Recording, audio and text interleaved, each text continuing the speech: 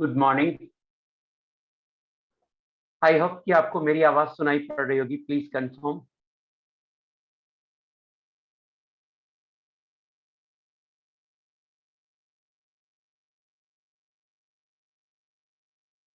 All clear, very good. कुछ बच्चों ने रेस 2 का भी पूछ दिया है सवाल, तो अपन बता देते हैं। रेस 2 का एक दो सवाल पूछा है, लेकिन आगे से मैं रेस 4 आज हो जाएगा, तो रेस 4 तक का सवाल फिर अब डाउट में पूछा कीजिए। A pure sample of CaCO3 contains 100 moles of total atoms। तो ऐसा करो ना, पहले CaCO3 1 मोल ले लो, CaCO3 1 मोल ले लो, और 1 मोल का इसका मास आएगा 100 ग्राम। कह रहा है 100 moles of total atom.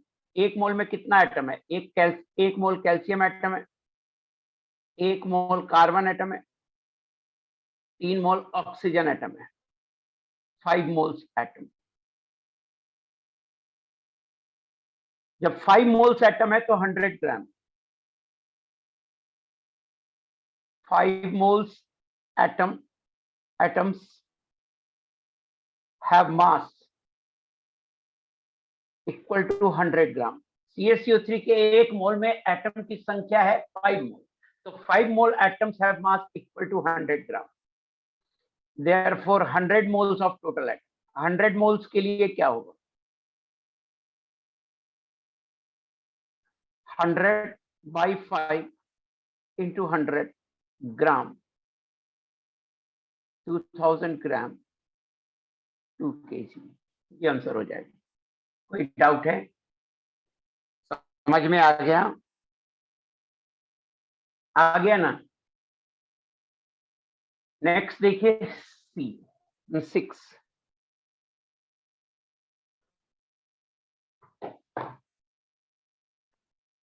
The number of electrons in 3.1 gram milligram NO3 minus।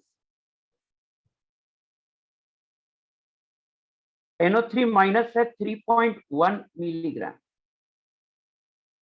ये हो जाएगा 3.1 इंटू 10⁻³ ग्राम। ग्राम में चेंज किया, और इसका मोलर मास आएगा 14 + 48,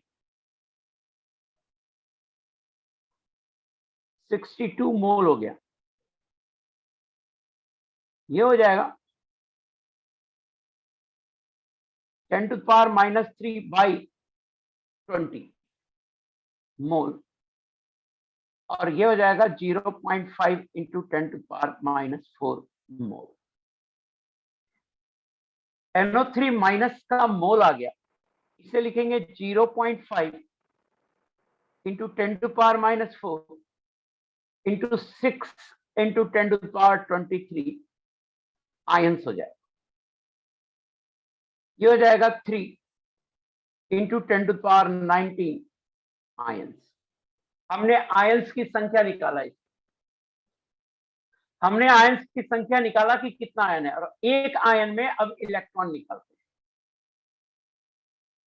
number of electron in one ion of NO3 minus. एक आयन में एक नाइट्रोजन है, एक नाइट्रोजन पे 7 इलेक्ट्रॉन होता है, और एक आयन में 3 ऑक्सीजन है, एक ऑक्सीजन पे 8 इलेक्ट्रॉन होता है, तो 3 इंटू 8, और एक निगेटिव चार्ज के कारण 1, तो 8 के 24, 8 को 32, 32 इलेक्ट्रॉन है एक आयन में। Therefore, number of electron in 3 into 10⁻19 ions is equal to 32 into 3 into 10⁻19, and this is equal to 96 into 10⁻19। एक बार देख लेते हैं, इस फॉर्म में आंसर है। ये हो जाएगा 9.6 into 10⁻20 इलेक्ट्रॉन। ये आंसर है 9.6 into 10⁻20 इलेक्ट्रॉन। मुझे बताना समझ में आया नहीं आया। इन दोनों सवाल, ये दोनों सवाल क्लियर है नहीं है? प्लीज बता। किसी को इन दोनों में डाउट है जो कि DPP 2 का है? क्लियर है, वेरी गुड, कोई डाउट नहीं।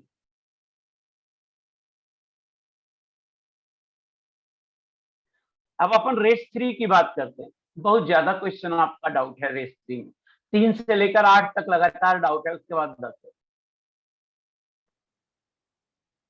क्या कह रहे हैं? ऑप्शन में 1.2 है।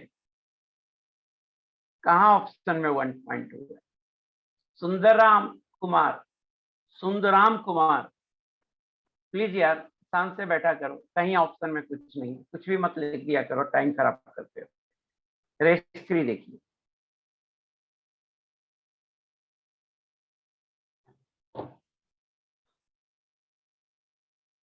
a certain gaseous mixture contains methane and sulfur dioxide in the ratio 1:8 by mass. Methane है, CH4 है, by sulfur dioxide SO2, ये मास है 1/8 के रेशियो में। The ratio of number of molecule, देखिए ratio of number of molecule बराबर होगा moles ratio के बराबर। नंबर ऑफ मॉलिक्यूल्स का रेशियो डू योरसेल्फ नहीं पूछा कीजिए, डू योरसेल्फ का मतलब है आपको खुद से करनी है। बहुत एक एक्स्ट्रा डाउट आता है तो प्लीज मुझे भेज दीजिए, और प्लीज जब मैं बता रहा हूं तो क्यों लिख रहे हो यार? नितेश कुशवाहा अभी तक नहीं समझ में आया तुम्हें? डीपीपी डिस्कस कर रहे हैं ना, मेरे पास पहले से नोटेड है ना, वही बताऊंगा, कुछ भी लिखोगे नहीं बताऊंगा, एक बार में समझ में नहीं आता आपको ये बात। प्लीज यहाँ देखिए, CH4 डिवाइडेड बाई SO2 का ये मास रेशियो है, निकालना क्या है? Moles ratio. अगर नंबर ऑफ मॉलिक्यूल्स का रेशियो पूछे ना, तो नंबर ऑफ मॉलिक्यूल्स को अवोगाद्रो नंबर से डिवाइड करते हैं तो मोल होता है, तो नंबर ऑफ मॉलिक्यूल्स का रेशियो वही होगा जो नंबर ऑफ मोल्स का रेशियो होगा। तो मान लीजिए कि CH4 1 ग्राम है और SO2 8 ग्राम है, तो मोल कितना हो जाएगा? CH4 हो जाएगा 1/16 मोल और SO2 हो जाएगा 8/64 मोल। ये हो जाएगा 1/16 इंटू 64/8, 1/2। ये आंसर होगा, बी आंसर होगा।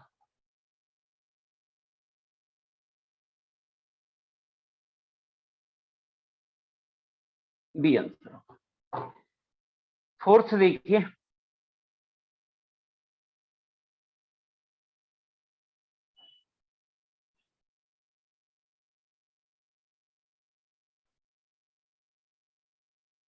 फोर्थ देखिए, what is not correct regarding 22 gram of CO2? It occupies always 11.2 liter of volume। यही नहीं करेक्ट है, यही आंसर है, यही नहीं करेक्ट है, यही आंसर है। क्यों? 11.2 लीटर वॉल्यूम जो होगा वो तब होगा जब एनटीपी हो। 22 ग्राम CO2 means 22/44 मोल CO2 बराबर हाफ मोल्स ऑफ CO2 बराबर half into 22.4 litre at NTP. NTP question में नहीं लिखा हुआ है, बराबर 11.2 लीटर एट एनटीपी। तो ध्यान दीजिए, एट एनटीपी है, ये नहीं लिखा हुआ है, नॉट रिटन। तो ये स्टेटमेंट रॉन्ग है, स्टेटमेंट ए रॉन्ग स्टेटमेंट है, और जो रॉन्ग है वही करेक्ट है इसमें, क्योंकि नॉट करेक्ट पूछ रहा है, तो जो नॉट करेक्ट है वही इनकरेक्ट है। तो आई होप कि आपको समझ में आ गया हो।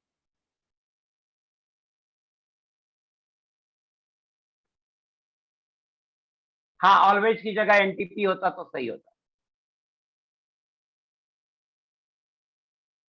अब 5 नंबर क्वेश्चन देखिए,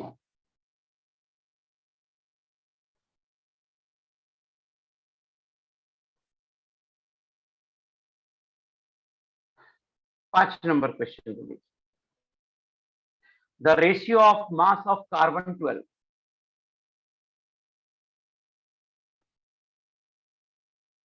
to that of an atom of element X whose atomicity is 4 is 1:9। ये मास रेशियो है, ये है मास रेशियो। इसका मतलब अगर कार्बन 12 का एटॉमिक मास 12 होता है तो x का एटॉमिक मास होगा 9 इंटू 12, 108। x का एटॉमिक मास आ गया। धनंजय मयूर, सर सी पार्ट नहीं समझ में आया। ओके, अपन देखते हैं सी पार्ट क्या है। It contains 1 gram atom of oxygen. 1 gram atom of oxygen का मतलब होता है 1 मोल ऑक्सीजन एटम। पहले इसका यह मतलब होता है। मैंने कहा था ग्राम एटम मतलब मोल ऑफ एटम। धनंजय मयूर देखिए, ग्राम एटम मतलब मोल ऑफ एटम, मैंने पढ़ाया था। ग्राम एटम, धनंजय मयूर, ग्राम एटम का मतलब होता है mole of atom. It contains 1 gram atom of oxygen, means 1 mole of oxygen atom. तो आप देखिए CO2 कितना है? CO2 है half mole. Therefore oxygen atom कितना हो जाएगा? 2 इंटू हाफ मोल बराबर 1 मोल। ये स्टेटमेंट करेक्ट हो गया। तो स्टेटमेंट करेक्ट हो गया। ये स्टेटमेंट करेक्ट हो गया तो ये आंसर नहीं होगा, क्योंकि जो करेक्ट है वो आंसर नहीं है, जो इनकरेक्ट है वो आंसर है। सो धनंजय मुझे बताना बेटा, आपको ये सी ऑप्शन समझ में आया या नहीं? धनंजय बेटा, हाँ, ग्राम एटम का मतलब मैंने बताया था, ग्राम एटम अगर एक साथ लिखा हो तो उससे मोल्स ऑफ एटम बने। It contains 6 gram of carbon. D देखिए, डी पूछ रहा है। CO2 है, ये 12 ग्राम होता है, और ये 16 दूनी 32 ग्राम होता है, टोटल 44 ग्राम में 12 ग्राम कार्बन। अपन ने CO2 लिया कितना है? 22 gram, 22 gram. Therefore 22 gram will contain 12 upon 44 into 22, 6 gram. Yes Mohit कर बताना समझ में आ रहा है कि नहीं आ रहा है?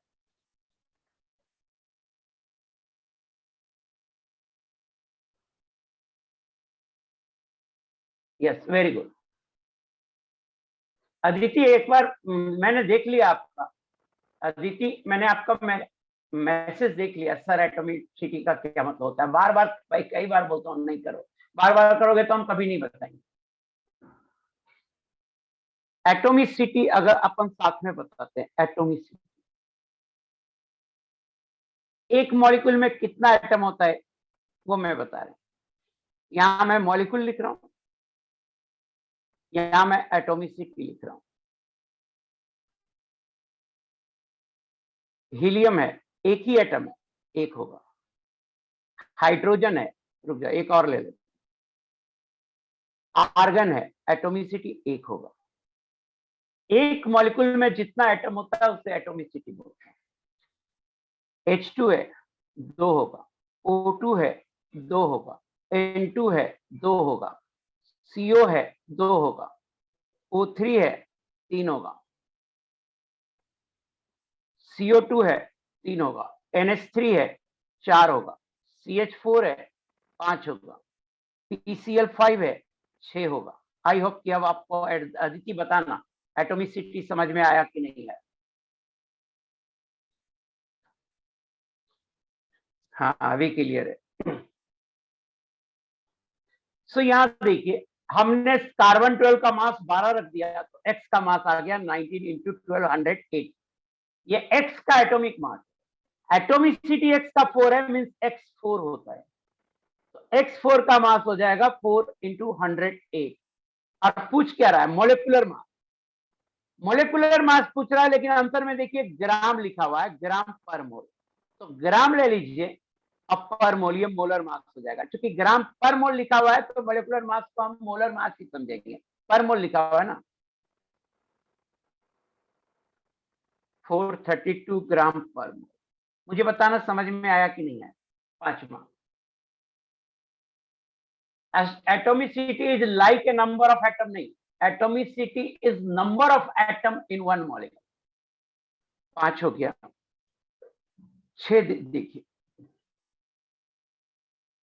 Number of electrons present in 3.6 milligram of NH4 plus are. यार ये तो बहुत आसान होता है। NH4 plus in one molecule, in one ion लिखो, in one ion, number of electron हो जाएगा नाइट्रोजन का 7, हाइड्रोजन का 4, और पॉजिटिव चार्ज आता है तो जितना पॉजिटिव चार्ज आता है उतना माइनस कर देते हैं, तो -1 बराबर 10 इलेक्ट्रॉन। नंबर ऑफ इलेक्ट्रॉन एक आयन में हो गया 10। अब आयन की संख्या निकाल लीजिए।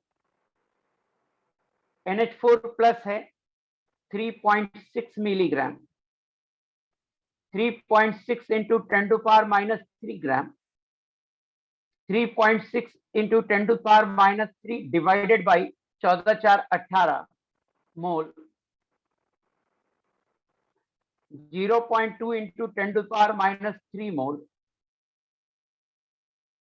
0.2 into 10⁻³ into 6 into 10⁻23 ion, 1.2 into 10⁻20 ion. मुझे बताना कहीं दिक्कत है NH4 प्लस का आयन की संख्या निकालने में? नहीं दिक्कत है। एक आयन में नंबर ऑफ इलेक्ट्रॉन है 10, तो इतने आयन में therefore number of electron in 1.2 into 10⁻20 ions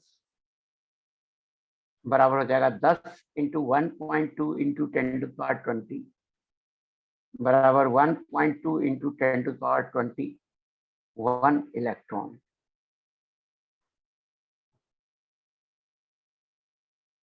ये आएगा। यस हलवा। आगे देखिए, Which one of the following contains largest number of atoms? 50 gram N2O। ये देखो N2O है, 50 ग्राम है, 50/28 और 16, 50/44 मोल हो गया। 50/44 into largest number of atoms पूछ रहा है।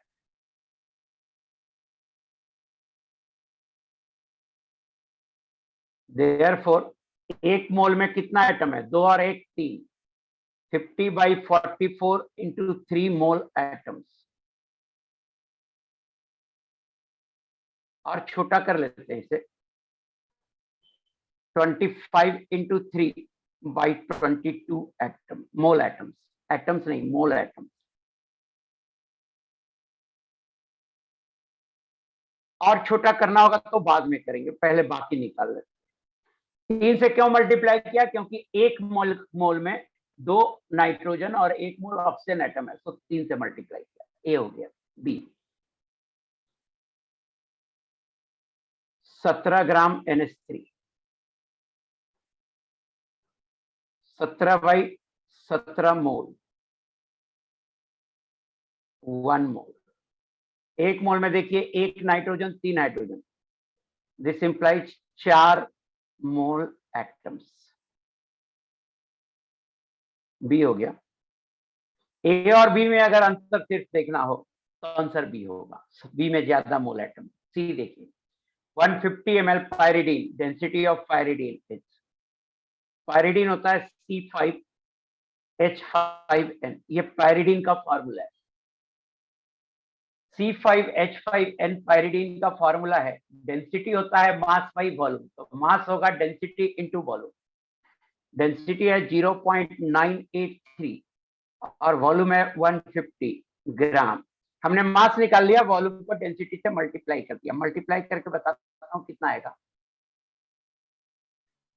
0.983 इंटू 150, ये आ गया 147.45 ग्राम। इसका मोलर मास निकालिए। 12×25 60 और 5 65 और 14 5 और 9 6 7 79, 147.45 upon 79 mole. This is equal to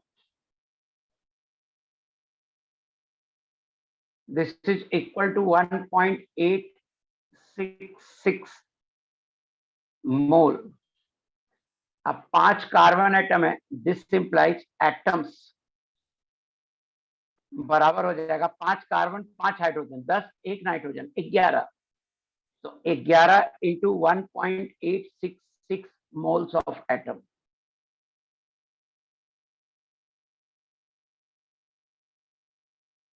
ये बराबर हो जाएगा 20.53 मोल्स ऑफ एटम। अगर एबीसी में देखें तो सी आंसर होगा।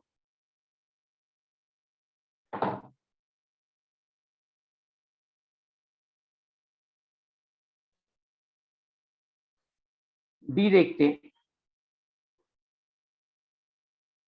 डी ऑप्शन है 1 मोल ऑफ नाइट्रोजन। इतना ही मैं बना लेते हैं, क्यों पेज डाला। डी है 1 mole nitrogen. This implies 2 mole atom. सबसे ज्यादा सी में एटम आ रहा है, यही पूछ रहा है सबसे ज्यादा किस में आ रहा है, लार्जेस्ट नंबर ऑफ एटम। तो सबसे ज्यादा सी में आ रहा है 20.5 मोल आ रहा है, तो आंसर सी होगा। इतने सिंपल सिंपल सवाल अगर आपसे नहीं बन रहा है बेटा, तो सब्जेक्ट कैसे समझ में आएगा। थोड़ा ध्यान दिया करो प्लीज, बहुत सिंपल है, बहुत सिंपल है, ध्यान दिया करो। आंसर भेज देते हैं, सॉल्यूशन भेज देते हैं, तब भी नहीं आता समझ में।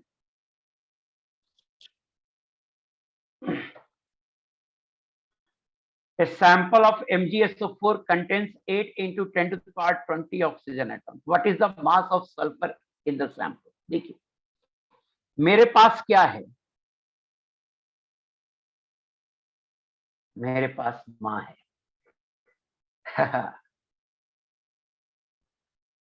मेरे पास 8 into 10 to power 20 oxygen atom है।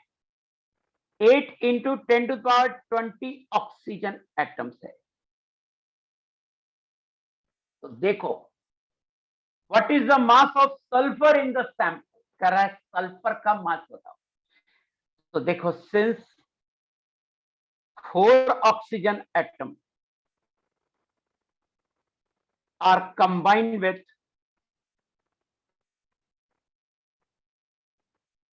1 सल्फर एटम, कसम से झूठ नहीं बोलना, जब ऑक्सीजन एटम बेटा 4 है तो झूठ नहीं बोलना, सल्फर एटम 1 है। कसम से समझ में आ रहा है कि नहीं आ रहा है, झूठ मत बोलना।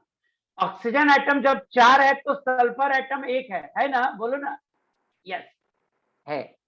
तो 4 ऑक्सीजन एटम होने पे 1 सल्फर एटम होता है, तो कसम से झूठ नहीं बोल रहा हूं। आप लिख लो देयरफॉर 1 ऑक्सीजन एटम होने पे on an average 1/4 sulphur atom होगा। देयरफॉर 8 इंटू 20 ऑक्सीजन एटम होने पे 1/4 into 8 into 20, 8 into 10 to the power 20 sulphur atom होगा। यह आएगा 2 into 10 to the power 20 sulphur atom. इसको मोल में कन्वर्ट कर दो, बराबर 2 into 10 to the power 20 upon 6 into 10 to the power 23 mole हो जाएगा, मोल ऑफ सल्फर एटम बराबर 1/3 into 10 to the power -3 moles of sulphur atoms. और 1 मोल सल्फर एटम का मास होता है 32 ग्राम। तो 1/3 into 10 to the power -3 into 32 gram of sulphur atoms. यह आ जाएगा 32/3। आंसर किस फॉर्म में है ये देखने दो। हाँ 32/3 10.66 into 10 to the power -3 gram of sulfur atoms. So 1.066 into 10 to the power 10 से डिवाइड के 10 10 टू पावर -2। तुम बॉम्बे, बॉम्बे आंसर है। मुझे बताना समझ में आया कि नहीं, कसम से बोलना।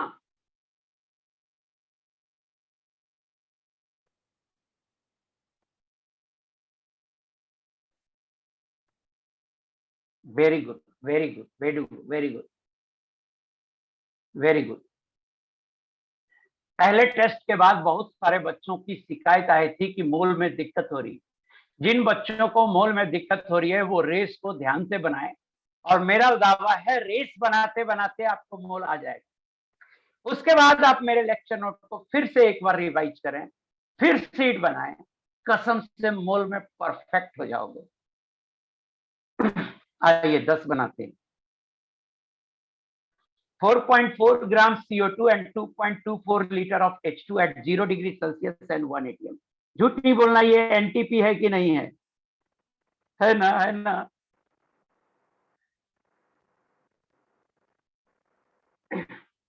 4.4 gram of CO2 and 2.24 liter of H2 at 0 degree Celsius and 1 atm are mixed in a container. Find total number of molecules present in the container.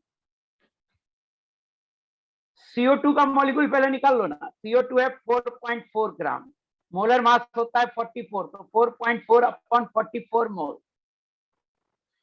बराबर 1/10 मोल बराबर 1/10 into 6.022 into 10 to the power 23 molecules बराबर हो जाएगा 6.022 into 10 to the power 22 molecules. CO2 का molecule निकाल लिया हम, CO2 का मॉलिक्यूल निकाल लिया। अब अपन मॉलिक्यूल निकालते हैं H2 का। H2 है 2.24 लीटर एट एनटीपी।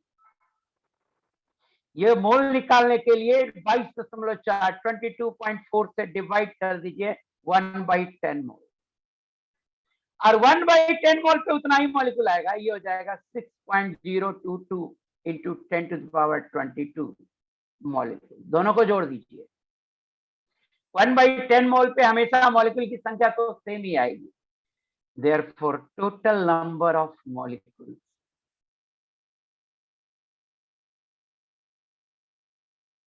ये हो जाएगा 6.022 into 10 to the power 22 plus 6.022 into 10 to the power 22।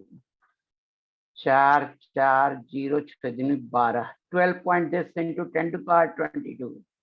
जानती हो क्या आ जाएगा? 1.2044 into 10 to the power 23 molecules. तुम कौन हो? मैं आंसर हूं। तुम कौन हो? मैं आंसर हूं, है ना? झूठ नहीं बोलना, कसम से। समझ में आ गया कि नहीं आया? Very good, very good. किसी को कहीं पे कोई दर्द, खुजली, छटपटाहट, नोचनी है तो पूछ लो। किसी को कहीं पे दर्द हो रहा है, खुजली हो रहा है तो पूछ लो, मैं नोच दूंगा।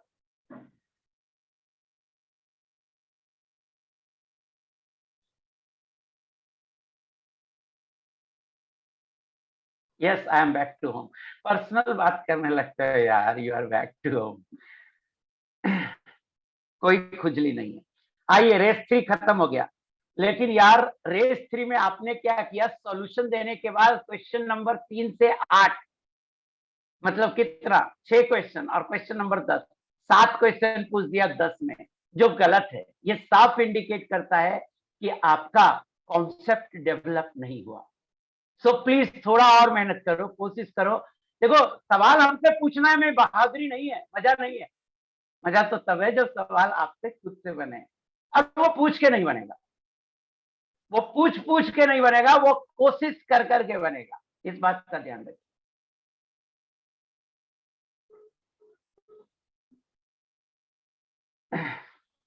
आइए रेस 4 पे आते हैं।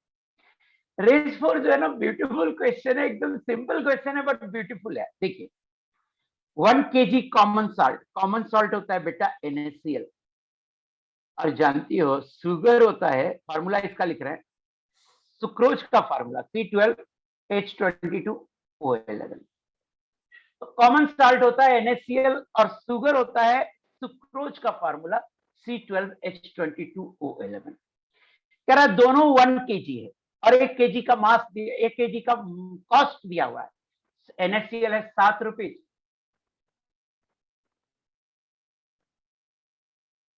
NaCl है 7 रुपीज और शुगर है C12H22O11, यह है 14 रुपीज, दोनों 1 kg है। What will be the cost of 1 mole of salt and 1 mole of sugar लिखा होना चाहिए, लैंग्वेज में बहुत क्लियरिटी नहीं है, and 1 mole of sugar। ऐसे लैंग्वेज में लगता है दोनों मिलाकर 1 मोल है, ये गड़बड़ है जाएगा, फिर नहीं बन पाएगा। दोनों मिलाकर 1 मोल है तो किस रेशियो में मिलाए हैं ये देना होगा क्वेश्चन में, तब बनेगा। सो यहां देखिए NaCl का कॉस्ट निकाल लेते हैं। NaCl 1 मोल, 1 मोल हो जाएगा 58.5 ग्राम, देयरफॉर कॉस्ट हो जाएगा 1 kg का मतलब 1000 ग्राम NaCl cost ₹7, therefore 58.5 gram NaCl will cost 7/1000 into 58.5 ग्राम, और ये जो भी आ जाए 7 into 58.5 कर लेता हूं,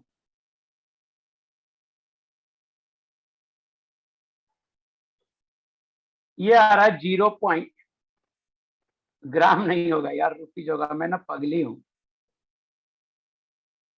ये आ रहा है 0.4095 रुपीज। तो NaCl का कॉस्ट तो आ गया, NaCl का कॉस्ट तो आ गया। अब चिनिया का कॉस्ट निकालते हैं।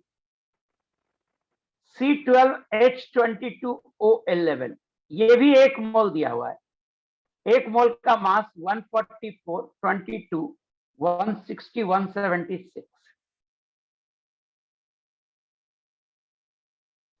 342 ग्राम। अब देखिए 1000 gram sugar cost ₹14, therefore 342 gram sugar will cost 14/1000 into 342 rupees, और जानती हो 14 into 342 ये आ जाएगा 4.788 रुपीज। अब बताओ क्या आंसर होगा? शुगर में कॉस्ट ज्यादा लग रहा है, both will have same cost, गलत हो गया। The cost of sugar will be half the cost of salt. Half sugar तो half नहीं, sugar तो multiple में होगा, तो ऐसे ही खत्म हो गया। The cost of sugar will be more than the cost of salt. तुम सही हो। The cost of sugar will be twice the cost of salt. Twice तो नहीं आ रहा है, मुझे बताना कसम से समझ में आया नहीं आया।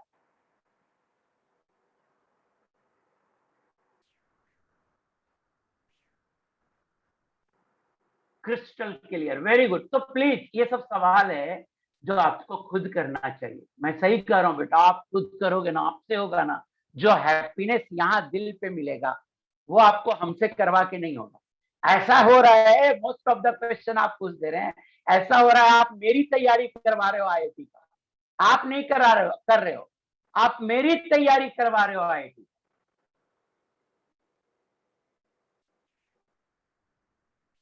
मुदित अग्रवाल जी का कहना है कि शुगर मेरे घर के पास 38 रुपीज kg, आपके पास तो सस्ता है, मैं तो 65 रुपीज पर kg खरीदता हूँ। खैर आइए यहां देखिए, a person adds 1.7 gram of sugar, देखिए यहाँ पे शुगर का फॉर्मूला लिख दिया है, अब पीछे में नहीं लिखा था। In order to sweeten his tea, the number of carbon atom added are C12H22O11, यह है 1.71 ग्राम, यह हो जाएगा 171/342 मोल।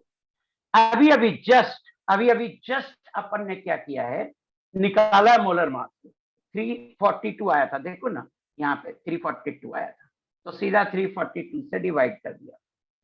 171/342 ये 0.5 आता है, तो 0.5 मोल।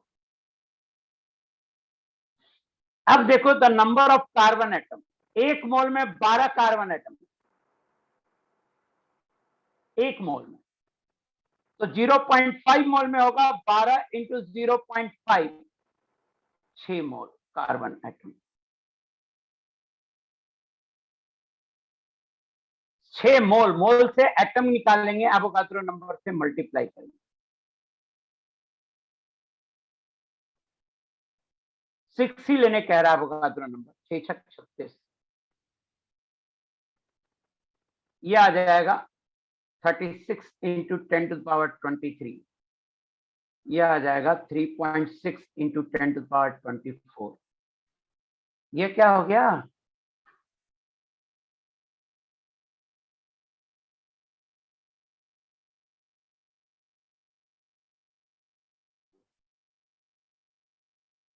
अच्छा 171 ले लिया और 1.71 ग्राम था। हाँ तो पॉइंट लगा दो, पॉइंट लगा दो, तो ये हो जाएगा 1.71 अपॉन 342। ये आ जाएगा, पॉइंट लगाने का मतलब है हम 100 से डिवाइड कर दो, तो ये आ जाएगा बेटा इंटू 10⁻⁻2 मोल।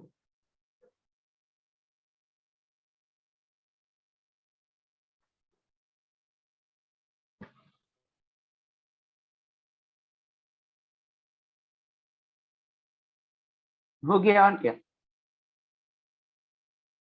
मैं भी ना पगली हूं।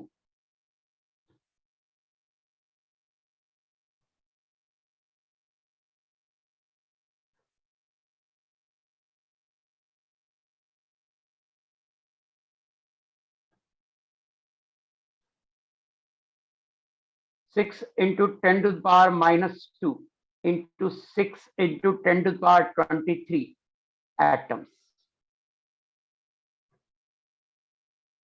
36 इंटू 10⁻21 एटम्स। जानती हो ये आ जाएगा 3.6। 10 से डिवाइड किया, 10 से मल्टीप्लाई कर दो, 10⁻22 एटम्स। तो आंसर है ए। कसम से झूठ नहीं बोलना, समझ में आया नहीं आया? Maximum mass of sucrose produced by mixing of 84 hydrogen. Please इस तरह से क्वेश्चन मत लिखा करो, इस तरह से अपना ऐसा कुछ नहीं, क्लास में नहीं कुछ लिखा करो। आप डाउट क्लास में लिखते हो तो ओके, इट्स फाइन। लास्ट सवाल है 9। कितना भी डिसिप्लिन में रहने बोलता हूँ आप नहीं रहते। चुपचाप मजे लो, मैं कैसे पढ़ाता हूँ देखो समझो। अब कुछ बोलता हूँ मजे लेने वाली बात तो मुस्कुराओ, है ना? लिख मत दो। Find vapor density of mixture having 64% by mass of CH4 and 32% by mass of O2 and remaining H2। अरे इतना तो आसान है जी। मेरे पास क्या है? CH4। मेरे 100 ग्राम टोटल ले लो तो CH4 हो जाएगा 64 ग्राम। मेरे पास क्या है? ऑक्सीजन। 100 ग्राम में 32 ग्राम। और मेरे पास क्या है? हाइड्रोजन। 90, 94, 96, 4 ग्राम। मुझे बताना, अगर टोटल 100 ग्राम लेंगे तो ये इतना ग्राम होगा। समझ में आ गया? ये हो जाएगा 64/16 मोल्स बराबर 4 मोल। ये हो जाएगा 32/32 मोल बराबर 1 मोल। जानती हो ये 4/2 मोल होगा। मोलर मास से डिवाइड कर दिया, 2 मोल। अब देखिए M average, average molar mass होता है total mass divided by total moles. Total mass है 100 ग्राम, सो 100 डिवाइडेड बाय 7 ग्राम, ये होगा एम एवरेज। और ये आएगा बेटा 100 डिवाइडेड बाय 7, 100 डिवाइडेड बाय 7। जानती हो ये आ रहा है 14.285 ग्राम। सो वेपर डेंसिटी होता है एम एवरेज बाई 2, 14.285 बाई 2, 7.1425। ये वेपर डेंसिटी होता है 7.1425। तो दिल्ली आंसर हो गया।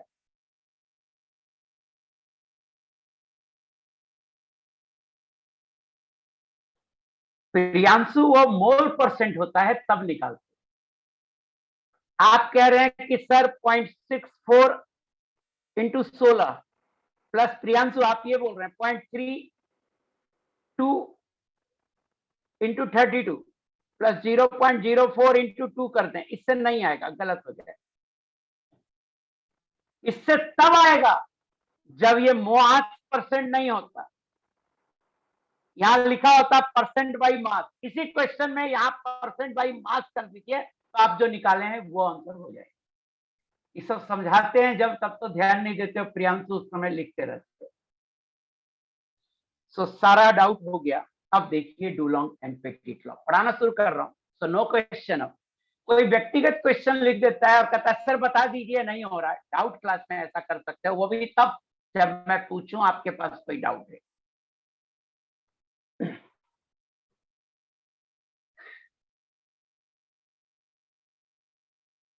वेपर डेंसिटी में मोल क्या होगा और क्या होगा यार?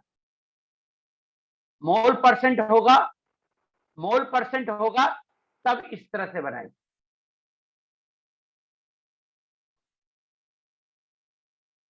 डुलोंग एंड पेटिट लॉ देखिए, it is used to determine atomic mass of metals only। मतलब फॉर्मूला सिर्फ मेटल के लिए वैलिड है। फॉर्मूला सिर्फ किसके लिए वैलिड है? मेटल के लिए। ये लॉ एक फॉर्मूला है जो एम्पिरिकल फॉर्मूला है। ये लॉ एक फॉर्मूला है जो एम्पिरिकल फॉर्मूला है। According to Dulong and Petit law,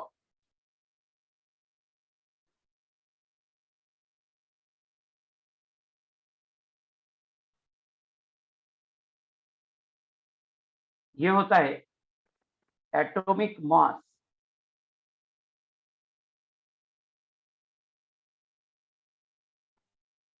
into a specific heat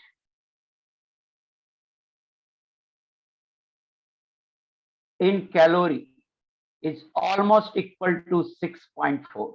ये फॉर्मूला है कि मेटल का स्पेसिफिक हीट को एटॉमिक मास से मल्टीप्लाई कर देते हैं तो वो लगभग लगभग 6.4 होता है।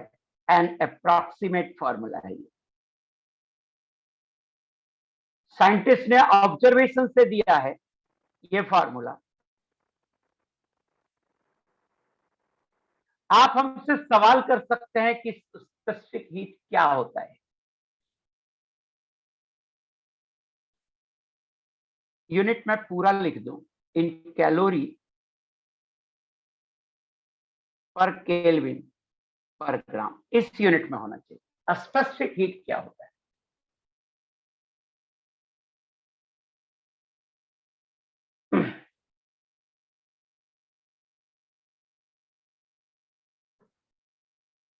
तो स्पेसिफिक हीट पढ़ाऊंगा तो मैं अच्छे से डिटेल में थर्मोडायनेमिक्स में, बट डिफिनेशन तो बनता है। तो स्पेसिफिक हीट को मैं डिफाइन कर देता हूं।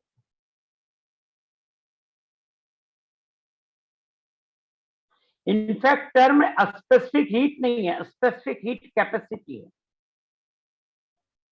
केवल स्पेसिफिक हीट लिखा हूं, बट वास्तव में टर्म का नाम है specific heat capacity. Specific heat भी लिख सकते हैं इसको, बट करेक्ट टर्म है स्पेसिफिक हीट कैपेसिटी। ये फॉर्मूला है। फिर से मैं लिख देता हूं फॉर्मूला, फिर से लिख देता हूं।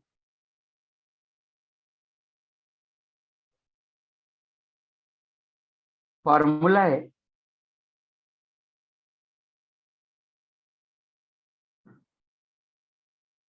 Atomic mass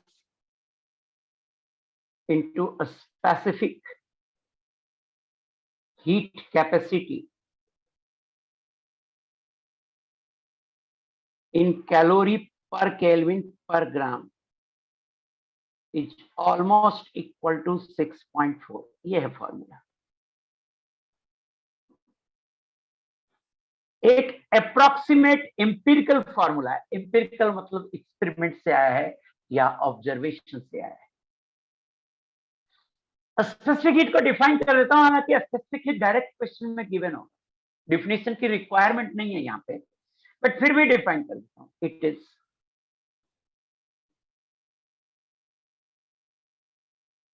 amount of heat required to raise the temperature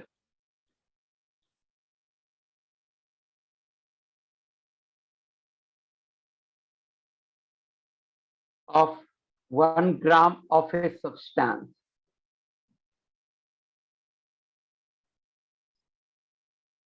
by 1 Kelvin. 1 gram of a substance by 1 Kelvin और 1 डिग्री सेल्सियस। यूनिट क्या होगा? यूनिट होगा जूल पर केल्विन पर ग्राम या कैलोरी पर केल्विन पर ग्राम। हमें यूनिट यहां कैलोरी में लेना है। 1 कैलोरी आप जानते हैं 4.18 जूल होता है, तो हमें जूल को कैलोरी, अगर जूल में गिवन होगा तो कैलोरी में चेंज करना है। सो स्पेसिफिक हीट को जस्ट डिफाइन किया, डिफिनेशन ज्यादा नहीं समझना है। जैसे अगर समझना चाहते हैं तो मैं यहां समझा देता हूं कि ये एक बॉडी है, मान लो यह एक बॉडी है, इसका मास है 1 ग्राम। मान लो 25 डिग्री सेल्सियस पे है और इसको हीट कर रहे हैं। 25 डिग्री सेल्सियस से 26 डिग्री सेल्सियस करने में जितना हीट देना होगा, क्यों है हीट गिवन, तो 25 डिग्री सेल्सियस से 26 डिग्री सेल्सियस करने में 1 ग्राम सब्सटेंस को जितना हीट देना होगा उससे बोलेंगे स्पेसिफिक हीट कैपेसिटी। डिफिनेशन समझ में आया कि नहीं? 1 ग्राम कोई सब्सटेंस है जिसका तापमान 1 डिग्री सेल्सियस या 1 केल्विन, दोनों सेम ही है, 1 डिग्री सेल्सियस या 1 केल्विन से बढ़ाने में जितना हीट देना होता है उसे स्पेसिफिक हीट कैपेसिटी बोलते हैं। आई होप कि आपको समझ में आ गया होगा डिफिनेशन। जरूरत भी नहीं था हालांकि डिफिनेशन। अब इस सवाल को करा, the specific heat is 1 joule per gram per kelvin. तो जूल में है, इसे कैलोरी में चेंज कर लीजिए तो स्पेसिफिक हीट हो जाएगा 1 joule per gram per kelvin. ये हो जाएगा 1/4.18 calorie per gram per kelvin. It forms a metal oxide. पहले तो एटॉमिक, मेटल का एटॉमिक मास m मान लो, मेटल का एटॉमिक मास हो गया। C मान लो स्पेसिफिक हीट को, C m into C is almost equal to 6.4। ये क्या है? ये है डुलोंग एंड पेटिट लॉ। ये है Dulong and Petit law. m है एटॉमिक मास किसका? मेटल का, और C है specific heat kelvin. Varun Malviya 1 kelvin या 1 degree Celsius rise in temperature दोनों सेम होता है। Rise in temperature 1 degree Celsius हो या 1 केल्विन हो, सेम होता है। वरुण मालवीय, देखो वरुण मालवीय, 1 डिग्री सेल्सियस बराबर नहीं होता है 1 kelvin, but rise in temperature equal to 1 degree Celsius बराबर होता है rise in temperature equal to 1 kelvin. इसको समझते हैं वरुण मालवीय। देखना, मान लो 25 डिग्री सेल्सियस से 26 डिग्री सेल्सियस किया तो 25 डिग्री सेल्सियस हो जाएगा 273 प्लस 25 298 केल्विन, और 26 डिग्री हो जाएगा 26 प्लस 273 बराबर 299 केल्विन। आप देखो यहाँ 1 डिग्री सेल्सियस से बढ़ा है और यहाँ 1 केल्विन से बढ़ा है, तो difference in temperature, difference in temperature in kelvin और डिग्री सेल्सियस रिमेन्स सेम। इसको यहां से हटा देते हैं।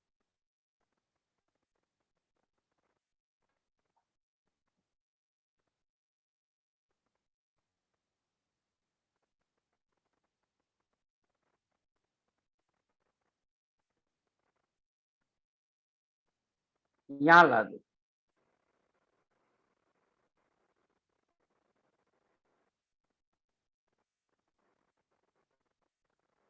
ऊपर लिख देते हैं डिफरेंस इन टेम्परेचर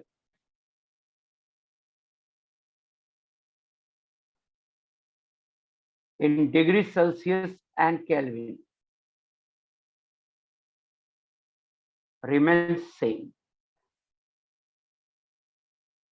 रहता है। अभी अभिषेक कुमार 1/4.18 नहीं समझ में आ रहा है, जूल को कैलोरी में चेंज किया, क्यों नहीं समझ में आ रहा है? यहाँ जूल है, यहाँ कैलोरी लिख दिया, क्यों नहीं समझ में आ रहा है? 1 कैलोरी होता है 4.18 जूल, तो 1 जूल कितना हो जाएगा यार? 1/4.18 कैलोरी। इससे छोटा छोटा बात नहीं समझ में आता है, पता नहीं यार क्या करके आते हो, क्या खाते हो दोनों, कौन सा चक्की का आटा खाते हो जो ये नहीं समझ में आता है? अभिषेक कुमार बोलोगी? ऊपर लिख दिया दो बार 1 कैलोरी में कितना जूल होता है। अच्छा, शर्मा जी का चक्की खाता है आशीर्वाद चक्की। चलिए, सो डुलोंग एंड पेटिट लॉ हो गया, मिटा देता हूं यार, हद है यार, हद है। दो एक ही बात कितना जगह लिखूंगा, साइड में लिख देता हूं।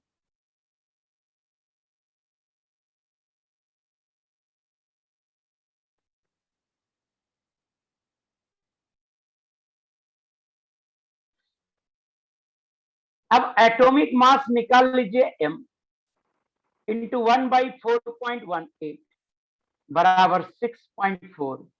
दिस सिंप्लाइज m बराबर होगा 6.4 इंटू 1.48।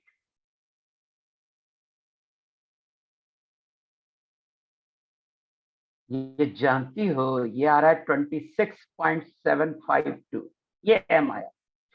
बट देखिए तो ये अप्रोक्सीमेट आया है, क्वेश्चन में कह रहा है एग्जैक्ट निकालिए।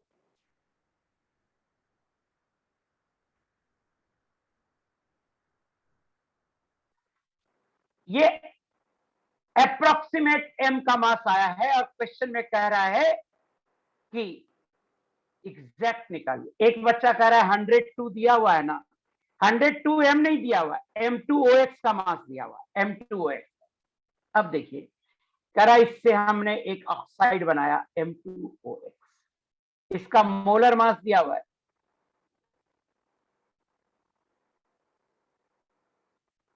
102, तो इसका मोलर मास निकालिए 2 इंटू 26.752 प्लस 16 इंटू एक्स बराबर 102 और x is equal to 102 minus 26.752 into 2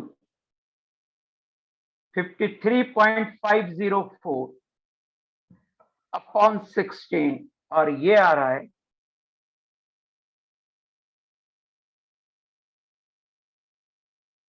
3.031, ये आ रहा है 3.031। मुझे बताना है पहले कि x हमने निकाला, ये समझ में आया नहीं आया, प्लीज ध्यान से देख के बताइए।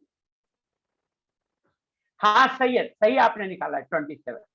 नितेश कुशवाहा तुम भी सही निकाले, यहां तक आया।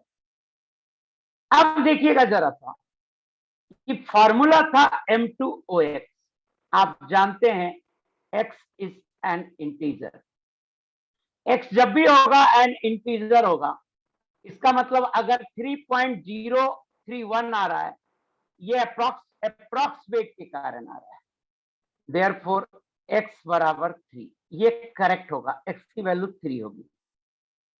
और जब x की वैल्यू हो जाएगी 3, देयरफॉर फॉर्मूला हो जाएगा M2OX, इसका मोलर मास हो जाएगा, दिया हुआ क्वेश्चन में मोलर मास 102। अब m की वैल्यू मत यूज कीजिए, अब m निकालिए, एग्जैक्ट आएगा 2 इंटू एम, फॉर्मूला में x का वैल्यू रख दीजिए, तो x हो जाएगा 3 इंटू 16 102 और m बराबर 27 आ गया, ये आंसर है। मुझे बताइए, पहले मैंने अप्रॉक्स एटॉमिक वेट निकाला, उससे x निकाला, फिर x को बोला ये इंटीजर होगा, उससे 3 नियरेस्ट इंटीजर 3 ले लिया, और अब उससे एग्जैक्ट m निकला।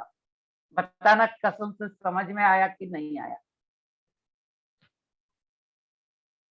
बताना बेटा, समझ में आया नहीं आया?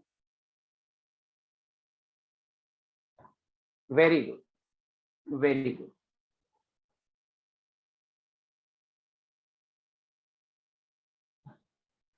आइए अब बात करते हैं आगे। नहीं, पहले वाला स्टेप देखो, क्वेश्चन में क्या कह रहा है, हम अपने मन से 27 ले लें कि 26 ले लें, ये कंफ्यूजन होगा ना। क्वेश्चन में कह रहा है एग्जैक्ट निकालिए। एग्जैक्ट निकालने के लिए बहुत सारा डेटा दिया हुआ है, तो बहुत सारे डेटा को यूज करके एग्जैक्ट निकालेंगे तब सही होगा ना। हाँ, कैलोरी में करना जरूरी है, क्योंकि फॉर्मूला में सी कैलोरी में ही लेते हैं। फॉर्मूला में यहाँ लिखा है ना कैलोरी में लेते हैं, तो किसी और यूनिट में ले लोगे तो कैसे सही होगा? यहाँ लिखा है ना कैलोरी में लेते हैं, कैलोरी में लेना सही है। सुनो ना, पूरा ध्यान से सुनो, हमने क्या किया। हमने क्या किया, फॉर्मूला से पहले अप्रॉक्स एटॉमिक वेट निकाला, मोलर मास दिया हुआ था तो वही अप्रॉक्स एटॉमिक वेट से एक्स का वैल्यू निकाला। एक्स नियरेस्ट इंटीजर होना चाहिए, क्योंकि पता है ऐसे फॉर्मूला में एक्स की वैल्यू, फॉर्मूला में ऐसा नहीं होता है फॉर्मूला कि M2O 3.01, ऐसा नहीं होता है फॉर्मूला। तो फॉर्मूला में हमें पता है यहाँ पे इंटीजर होता है, तो हमने उससे नियरेस्ट इंटीजर ले लिया कि ये सही है। एटॉमिक मास इंटीजर होता है ऐसा तो है नहीं, बट यहाँ पे एक्स इंटीजर होगा ये हमें पता है, तो M2O3 ले लिया, एक्स इज एन इंटीजर। अब एक्स का जो वैल्यू है 3 लेने के बाद फॉर्मूला से मोलर मास फिर से निकाल लिया, और इस बार एम बोला कि एग्जैक्ट निकलेगा यहाँ। यस मोहित सर, तुम बहुत पूछते हो ये आता तो क्या करते? कुछ नहीं करते, बैठो गधे, आराम से बैठो। झूठ मूठ का ये आता तो क्या करते, ये आता तो क्या करते, ये आता तो क्या करते? गलत क्वेश्चन क्यों पूछ रहे हो हमसे? आता ही नहीं कभी 0.5। एक्स बराबर 0.5 आता तो क्या करते, वो बोल रहा है। देखो क्या करते, 2 से मल्टीप्लाई करते, फॉर्मूला ये लेते। आया समझ में? आया? यस मोहित सर, ऐसे ऐसे क्वेश्चन में ऐसा नहीं आएगा।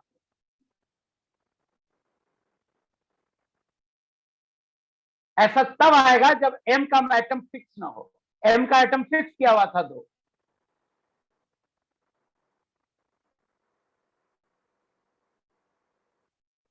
आइए आगे देखिए, percentage determination of elements in organic compounds. ये क्या है, मैंने पहले ही बताया, it is application of POAC.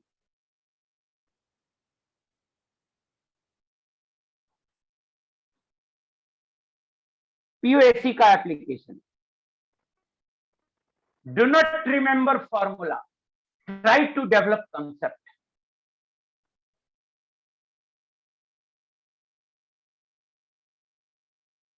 Do not remember formula,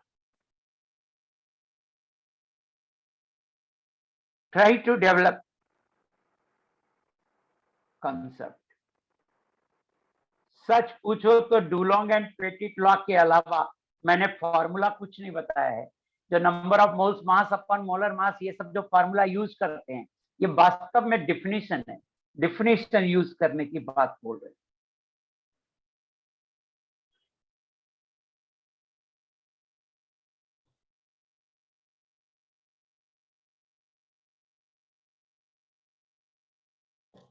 मान लो कि कोई ऑर्गेनिक कंपाउंड है,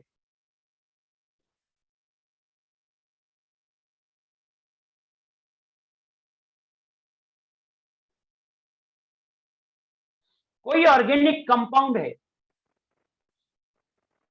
देखिए क्या है, percentage determination of elements in organic compound.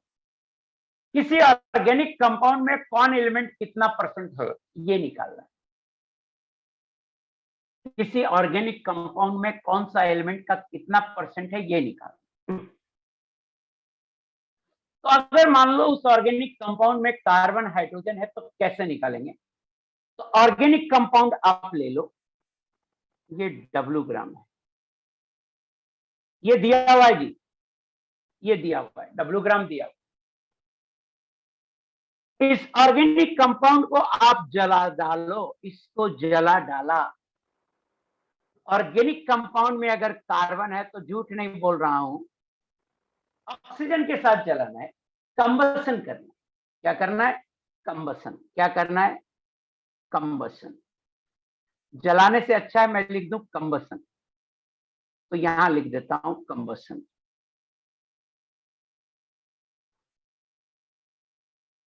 शायद आप कंबसन समझते होंगे, जलाना। तो ये आपको देगा CO2 प्लस H2O। ये आपको क्या देगा? CO2 plus H2O। मान लो कि CO2 का मास आया जलाने के बाद X1 ग्राम, और H2 का मास आया जलाने के बाद X2 ग्राम। अब देखिए, जितना कार्बन ऑर्गेनिक कंपाउंड में होगा उतना ही CO2 बनेगा। मुझे बताओ ना, जितना कार्बन ऑर्गेनिक कंपाउंड में होगा उतना ही कार्बन CO2 में होगा। For carbon by applying POAC for carbon, देखिए मैं लिख रहा हूं,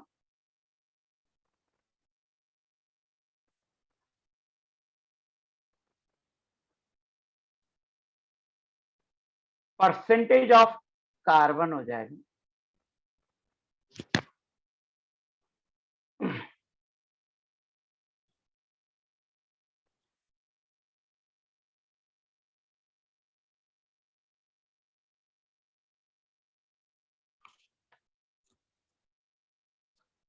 देखो,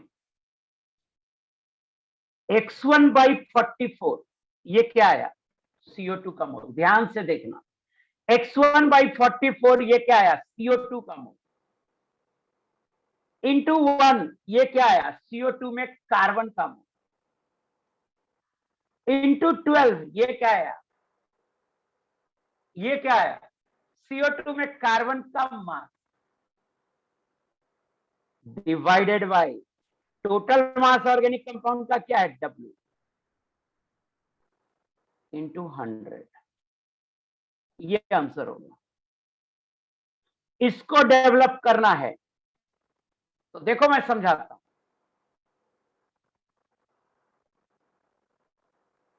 ये क्या है? Moles of CO2। इसमें डाउट है किसी को मोल्स ऑफ CO2 में? Yes, by mass. No, into 1 से मल्टीप्लाई कर दिया।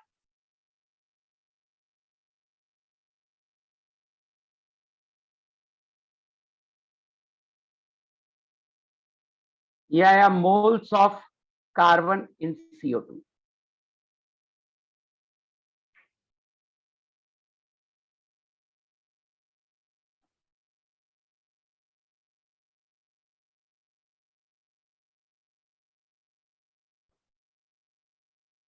ये क्या है? Mass of carbon in CO2। ये बराबर हो जाएगा mass of carbon in organic compound. So mass of carbon in organic compound निकाल लिया, और ऑर्गेनिक कंपाउंड का टोटल मास से डिवाइड कर दिया, उसको 100 से मल्टीप्लाई कर दिया, ये परसेंटेज आ जाएगा।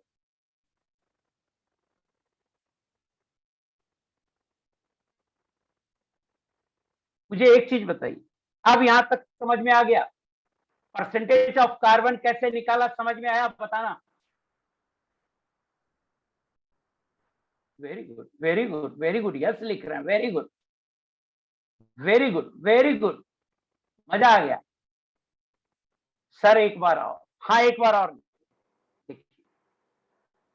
एक बार मैं और आपको समझाता हूं। एक बच्चे ने लिखा एक बार और, एक बार और समझाता हूं। देखो, जितना ग्राम, देखो जितना एटम कार्बन का CO2 में होगा उतना ही एटम ऑर्गेनिक कंपाउंड में होगा। ये POAC है।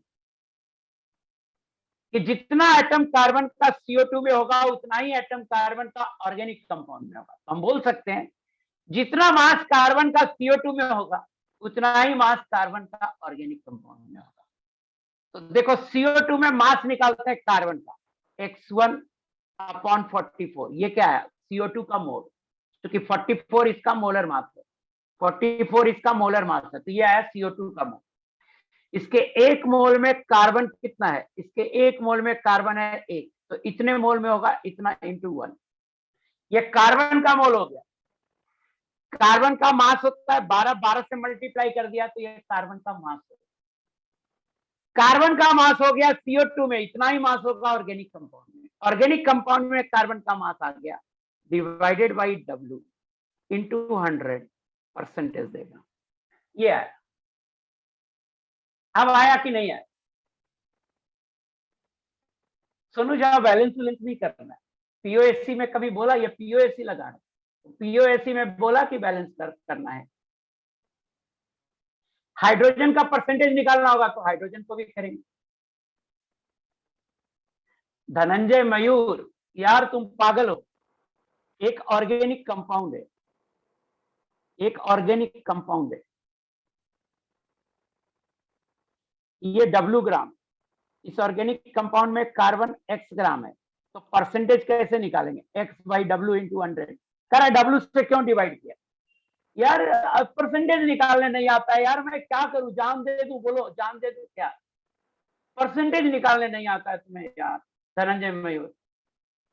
हाँ समझ गया, तुम बहुत देर से समझती हो, हमको बहुत तकलीफ होता है, बहुत दर्द होता है, तुम बहुत देर से समझती हो। आई होप कि अब आपको समझ में आ गया होगा। अब अपन बात करते हैं परसेंटेज ऑफ हाइड्रोजन की। परसेंटेज ऑफ हाइड्रोजन आप लिख के बताओगे ना तो मुझे कसम से बहुत खुशी होगी। x2 ग्राम है, तो x2/18 ये क्या आया, 18 इसका मोलर मास होता है, ये क्या आया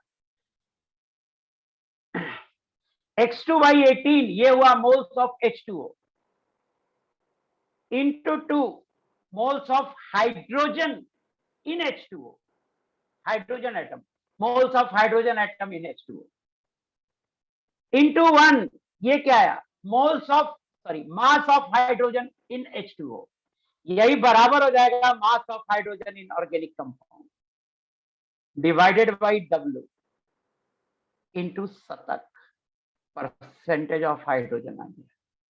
मुझे बताना समझ में आया कि नहीं आया? आहा, x2/18,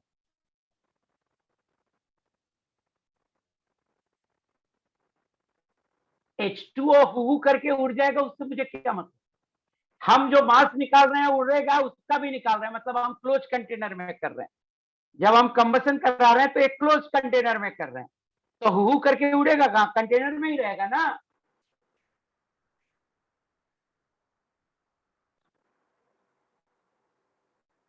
अब इस सवाल को जल्दी से बना दीजिए, समझ में आया तो सवाल को जल्दी से बना दीजिए। एंड रिक्वेस्ट है प्लीज फार्मूला मत लगाना, कॉन्सेप्ट से बनाना।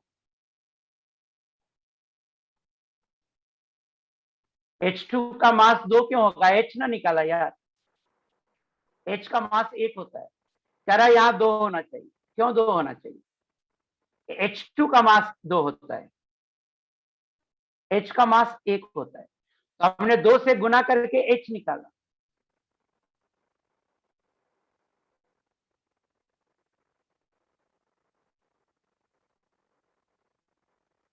अब 1 से ही मल्टीप्लाई होगा ना, समझ में आ गया? ऐसा ही सब अच्छा है, वहां 2 होगा, 4 होगा। बनाइए इसको।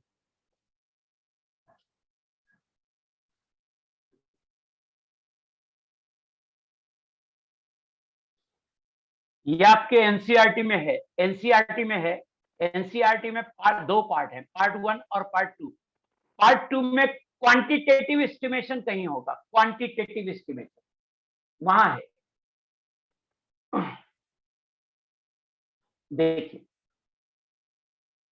ऑर्गेनिक कंपाउंड, ये आपको CO2 देगा और H2O देगा। ये दिया 264 ग्राम, ये है 78 ग्राम, इसका मोलर मास होता है 44। परसेंटेज ऑफ कार्बन हो जाएगा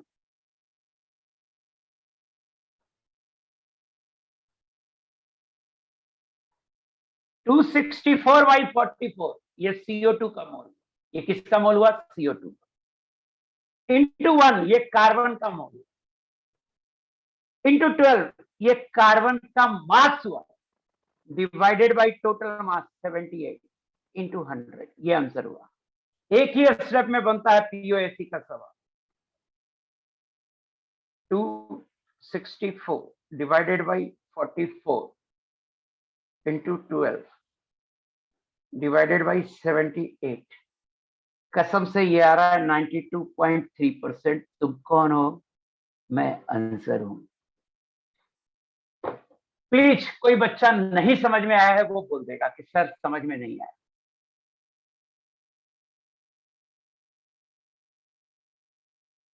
चमक गया, वेरी गुड, ऐसे ही चमकाते रहो। आगे बढ़ते, फॉर नाइट्रोजन डूमास मेथड। नाइट्रोजन के लिए देखिए डूमास मेथड, ऑर्गेनिक कंपाउंड है, हम इसका कंबसन करते हैं। अगर ऑर्गेनिक कंपाउंड में नाइट्रोजन होगा तो N2 निकल जाएगा। क्या निकल जाएगा? N2। कंबसन कीजिएगा, N2 दे, ये W ग्राम और N2 मान लीजिए X ग्राम है। N2 क्या है? X ग्राम। N2 गैस है, ये भी पता है आपको कि N2 गैस। Pressure, volume, temperature of N2 are measured. Pressure नापते हैं, वॉल्यूम नापते हैं और टेम्परेचर नापते हैं।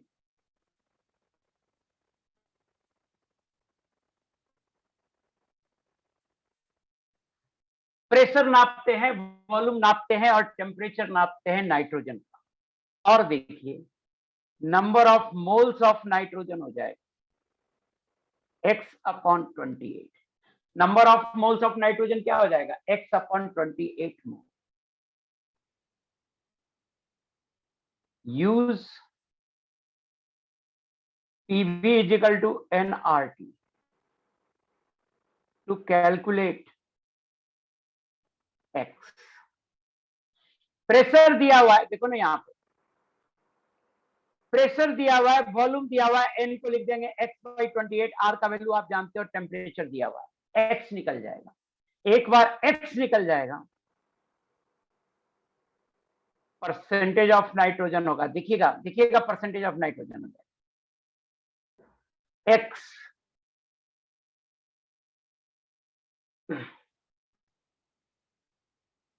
Divided by W into 100। Percentage of nitrogen हो जाएगा X divided by W into 100।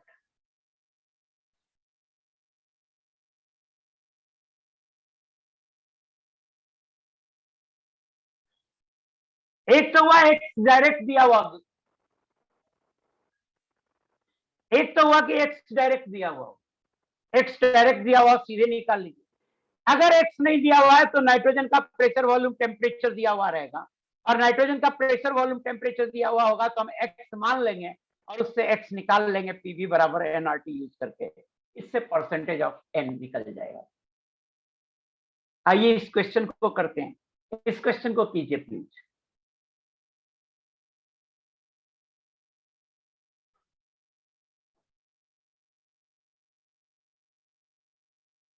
Aditi Kumar, आपका डाउट ही गड़बड़ है। N का परसेंटेज और N2 का परसेंटेज सेम ही होगा ना। N2 कोई नाइट्रोजन का परसेंटेज निकाल रहा है, उसको N और N2 से मतलब नहीं है, उसे N और N2 से मतलब नहीं है, नाइट्रोजन का परसेंटेज निकाल रहा है।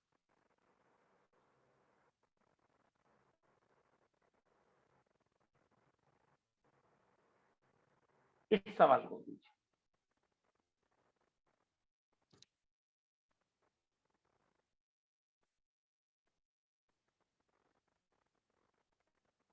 तो देखिए, calculate molar mass of a compound in Dumas method at 100 degree Celsius. Temperature है 100 डिग्री सेल्सियस, मतलब 373 केल्विन।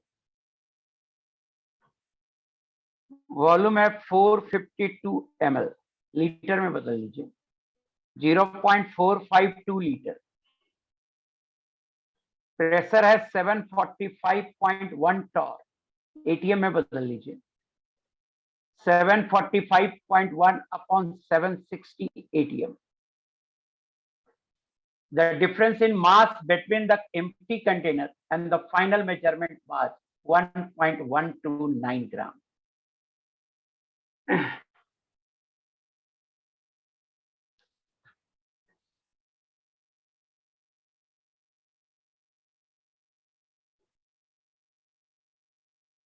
तो मास डायरेक्ट दे दिया यार।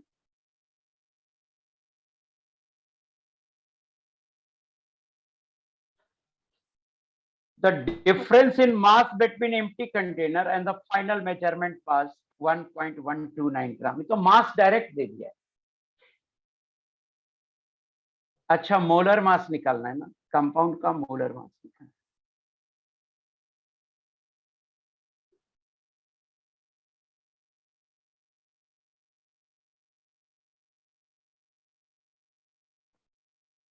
जैसा मैंने थ्योरी पढ़ा था वैसा क्वेश्चन नहीं है एग्जैक्टली।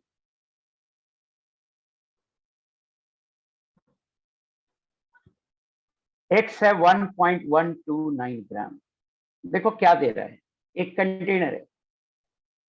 जब हम ऑर्गेनिक कंपाउंड का कंबसन किए होंगे तो इसमें N2 गैस बन गया है ना, इसमें क्या बन गया होगा, N2 गैस बन गया होगा, या कोई गैस बन गया,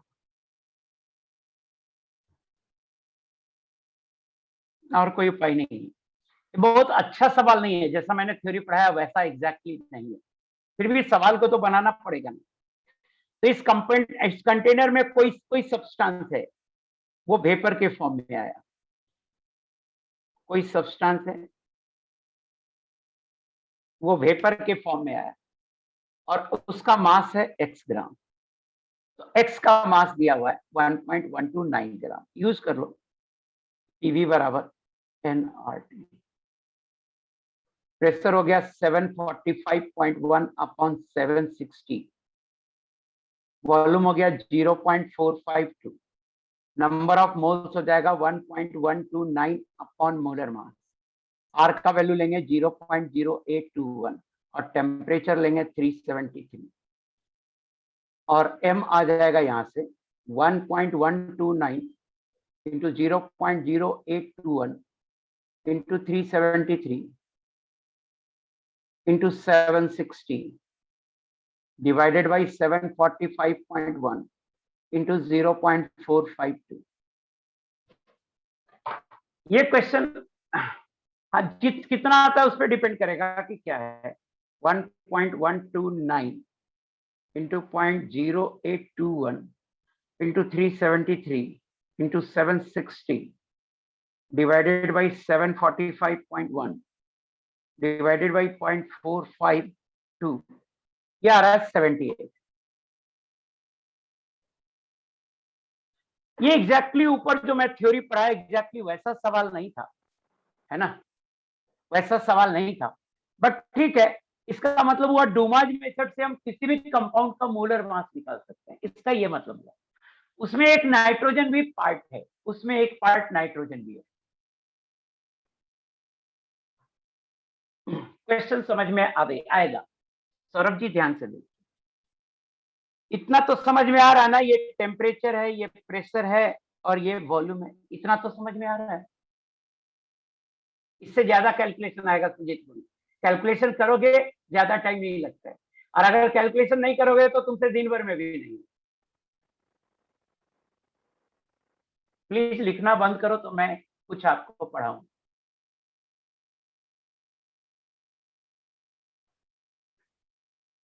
प्लीज आप लिखना पहले बंद करो। तभी पढ़ाऊंगा। हाँ, क्वेश्चन समझाते हैं कि ये टेम्परेचर दिया हुआ है, ये प्रेशर दिया हुआ है, ये वॉल्यूम दिया हुआ है। कह रहा किसी सब्सटेंस को हमने वेपर बनाया और वो एक वेसल में कलेक्ट किया।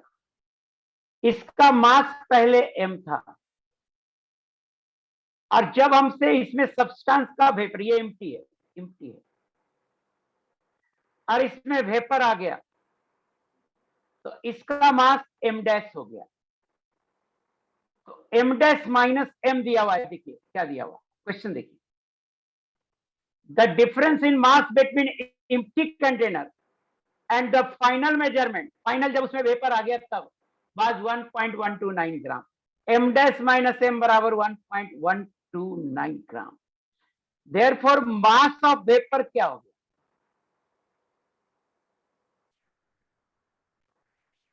1.129 ग्राम। इसी को x माना हुआ। क्या क्वेश्चन अब समझ में आ गया? क्या क्वेश्चन अब समझ में आया? यस। अब देखिए, इतनी बातें मैंने फालतू का बताया आपको क्वेश्चन समझाने के लिए, ये आंसर है। अब सवाल है, इसको डूमास मेथड क्यों बोले? हमने पढ़ाया कि सर डूमास मेथड में तो आपने कुछ और बताया। तो ये जो प्रिंसिपल मैंने यूज किया डूमास मेथड का, ये ना कि सिर्फ नाइट्रोजन बल्कि किसी भी कंपाउंड के लिए लगा सकते हैं। कैसे? कोई भी ऑर्गेनिक कंपाउंड है, उसे आप वेपर में कन्वर्ट कर दीजिए। कोई भी ऑर्गेनिक कंपाउंड को वेपर में कन्वर्ट कर दीजिए, आप वेपर में कन्वर्ट कर दीजिए और प्रेशर, वॉल्यूम, टेम्परेचर को मेजर कर दीजिए। प्रेशर, वॉल्यूम में टेम्परेचर को मेजर कर लीजिए। जैसे देखिए, दिस मेथड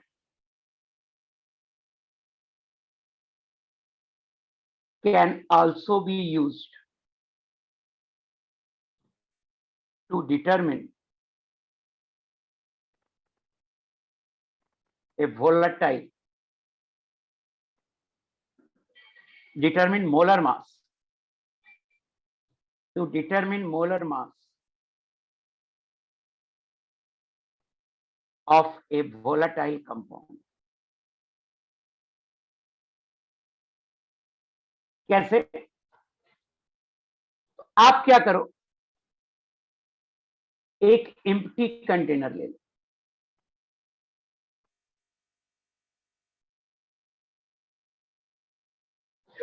एक एम्प्टी कंटेनर ले लो,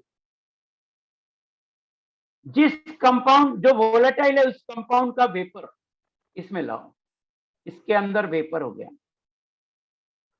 इसका मास है m, इसका मास है m dash, m dash minus m,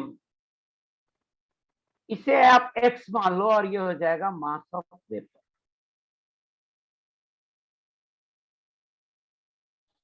अब ये जो वेपर आया, इस वेपर का प्रेशर नाप लो, वॉल्यूम नाप लो, टेम्परेचर नाप लो, लगा दो PV बराबर nRT और PV बराबर x by molar mass into R into T। देखो, प्रेशर नाप लिए हैं, वॉल्यूम नाप लिए हैं, x निकाल लिए हैं, R जानते हैं, T निकाल लिए हैं, m कैन बी कैलकुलेटेड। समझ में आया? अब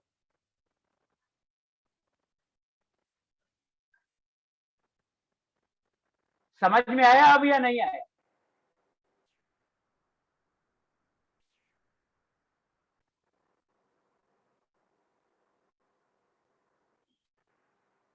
एक बच्चा कुछ लिख रहा है, वेपर प्रोडक्ट। नहीं, हम कोई रिएक्शन नहीं करा रहे प्रोडक्ट का, हम सिर्फ वोलेटाइल कंपाउंड को डायरेक्टली वेपर में कन्वर्ट कर दे, कोई रिएक्शन नहीं करा रहे।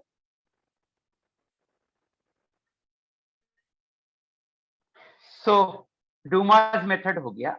तीसरा देखिए, हेजल्डल मेथड।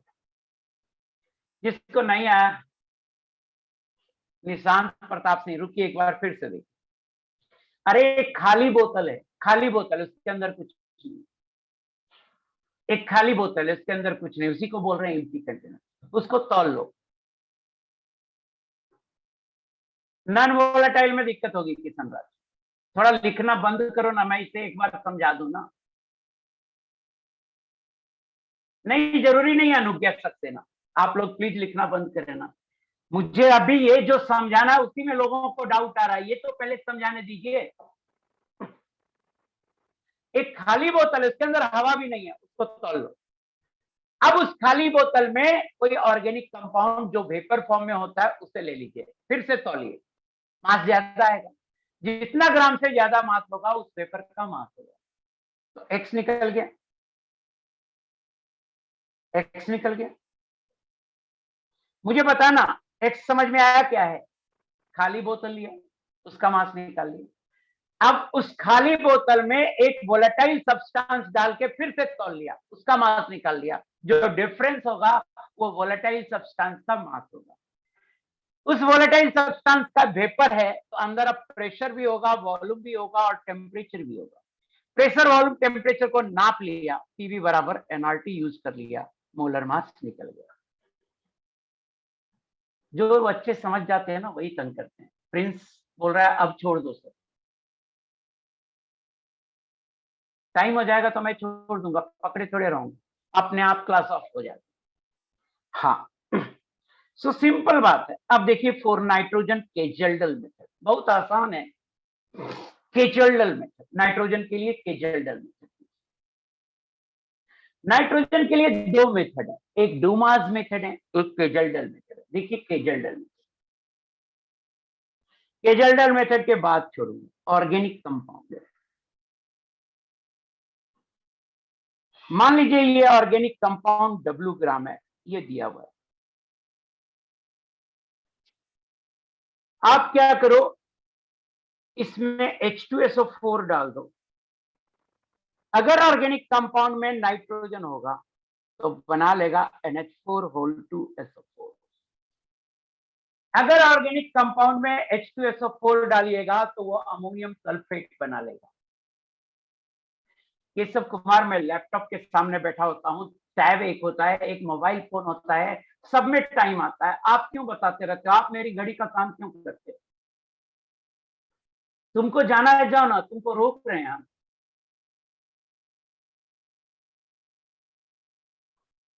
हाँ, ये मेथड एक्सक्लूसिवली नाइट्रोजन के लिए, ये मेथड एक्सक्लूसिवली नाइट्रोजन के लिए। यहां देखिए ऑर्गेनिक कंपाउंड है, H2SO4 मिलाया, अमोनियम सल्फेट बन गया। अब क्या कीजिए, इस अमोनियम सल्फेट में NaOH मिला दीजिए, आपको अमोनिया मिलेगा। अमोनिया मान लीजिए X ग्राम में। देखिएगा मैं परसेंटेज ऑफ नाइट्रोजन लिख रहा हूं,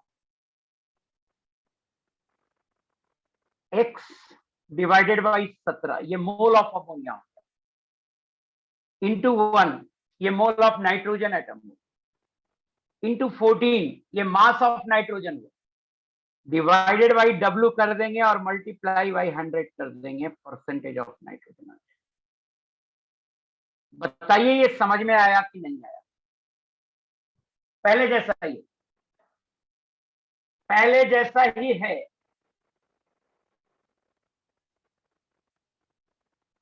समझ में आ गया? वेरी। अब इस सवाल को करते हैं, इस सवाल को करते हैं।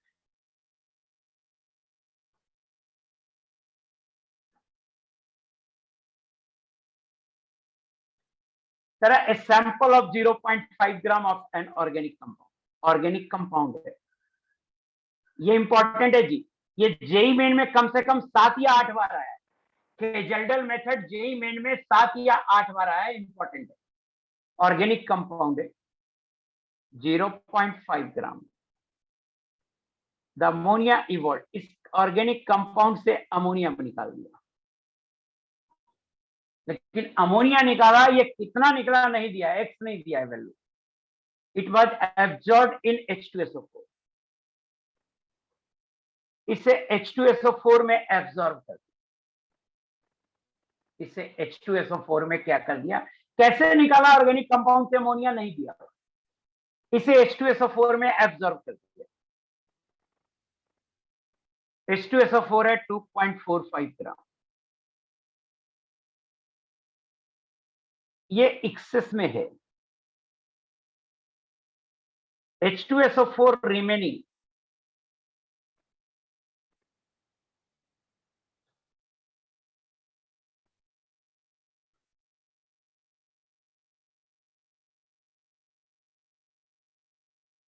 ये NaOH रिक्वायर कर रहा है 1.2 gram. Find percentage composition of nitrogen in the compound. पहले ध्यान से देखिए क्या दिया हुआ, ऑर्गेनिक कंपाउंड है, अमोनिया कितना निकला नहीं पता, तो मान लेते हैं x ग्राम, और से का मतलब है मान लिया, से का मतलब है मान लिया x ग्राम। हाँ, हो सकता है ऑर्गेनिक कंपाउंड में नाइट्रोजन, कोई भी एलिमेंट हो सकता है। अभी तो आपने देखा था, अभी आपने पायरिडीन देखा था, C5H5N, नाइट्रोजन है ना पायरिडीन, अभी आपने देखा।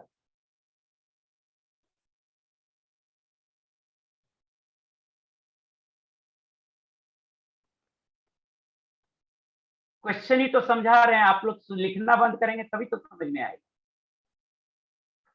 एक का था ऑर्गेनिक कंपाउंड में नाइट्रोजन होता है क्या, सिर्फ कार्बन और हाइड्रोजन ही होता है? कितना ऑर्गेनिक कंपाउंड लिख दिया जिसमें नाइट्रोजन था। एनीवे, कह रहा है क्वेश्चन समझा ही रहा हूं, क्वेश्चन ही समझा रहा हूं, आप ध्यान ही नहीं देते। कह रहा है एक ऑर्गेनिक कंपाउंड है 0.5 ग्राम, ये क्वेश्चन समझाने का पार्ट ही है ये जो लिखा। It was treated with a Kjeldahl method से ट्रीट किया तो हमें अमोनिया मिल गया। अमोनिया का मास हमने मान लिया x ग्राम, क्योंकि अमोनिया का मास क्वेश्चन में नहीं दिया हुआ। अब अमोनिया का मास निकालने के लिए कह रहा है इस अमोनिया को H2SO4 में डाल दिया, H2SO4 2.45 ग्राम है। तो अमोनिया को जब H2SO4 में डालिएगा तो क्या होगा, रिएक्शन लिखिए प्लीज, ये बनाएगा NH4 होल 2 SO4, बैलेंस कर लीजिए, ये बनाए H2SO4 है 2.45 ग्राम। कह रहा है H2SO4 में डाले तो अमोनिया पूरा खर्च हो गया, ये क्वेश्चन में कह रहा है।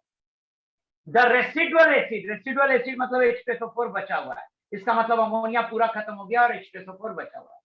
This residual acid required H2SO4 required NaOH, और NaOH जो रिक्वायर्ड है वो 1.2 ग्राम है।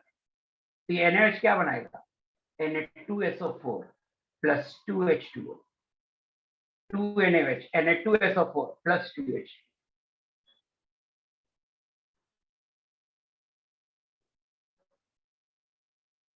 अदिति कुमार बताना समझ में आया कि नहीं आया? एक ऑर्गेनिक कंपाउंड है 0.5 ग्राम है,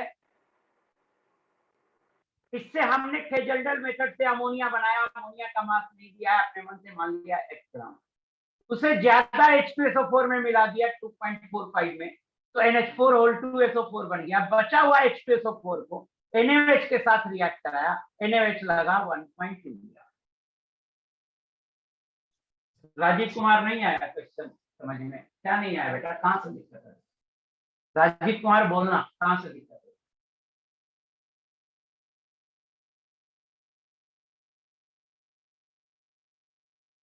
आप क्वेश्चन ही बोल रहा हूं। अबे what a sample of 0.5 gram of an organic compound was treated according to Kjeldahl method.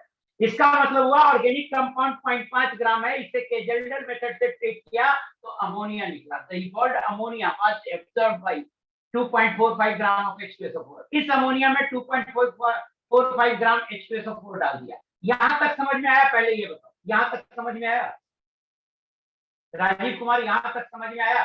Rajiv Kumar yes. अब करा द रेसिडुअल एसिड मतलब बचा हुआ एसिड, इसका मतलब NH3 में H2SO4 मिलाए थे तो कौन बचेगा? H2SO4, H2SO4 बचा हुआ, रेसिडुअल मतलब बचा हुआ।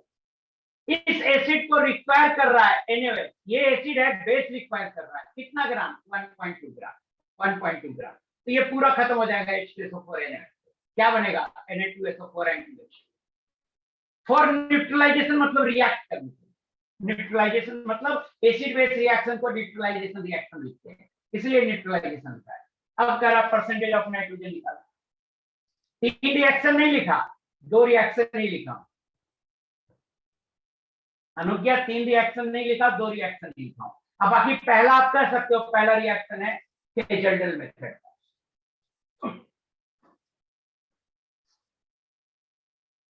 अनुज्ञा पहला रिएक्शन हुआ ऑर्गेनिक कंपाउंड से एमोनिया बनाया, केजल्डल मेथड पहला हुआ। यहां समझ में आया अनुज्ञा? पहला स्टेप ठीक है। दूसरा हुआ उस अमोनिया में H2SO4 मिला है, ये दूसरा हुआ, उस अमोनिया में H2SO4 मिला। दूसरा समझ में आया अनुज्ञा? अब कुछ H2SO4 बच गया, तो जो बचा उसे NaOH के साथ रिएक्ट करा, ये तीसरा हुआ। अब आया समझ में? पता नहीं दिमाग में क्या रखते हो, जानबूझ के बोलते हो क्या संभव।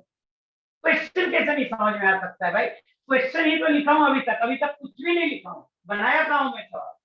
5 बार हो गया, वही तो मैं कह रहा हूँ, तभी तो लिख रहे हो, नहीं आया समझ में, बोलना तो पड़ेगा ना। ऊपर से देवदत्ता तुम जैसे लोग जो समझ भी अगर जाते हैं या नहीं भी समझते हैं, कुछ ना कुछ लिख के तंग करते रहते। भाई दीपक गुप्ता, बीच में तो मैं नहीं छोड़ूंगा, अगर छोड़ दिया तो अगली क्लास में नहीं करता। तुम लोग मैसेज लिख करके डिस्टर्ब कर रहे हो। अब तक मैं इसे 10 बार बना चुका हूं। अब देखिए H2SO4 कितना मोल है निकालिए। 2.45 अपॉन 98, 0.025, ये हो गया 0.025 मोल, 98 मोलर मास से डिवाइड कर। अब देखो अमोनिया कितना है, अमोनिया है x ग्राम, तो x/17 मोल।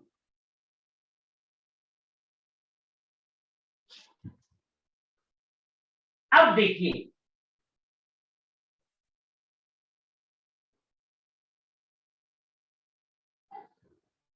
इसको मान लो रिएक्शन 1 और इसको मान लो reaction 2। H2SO4 used in reaction 1 बराबर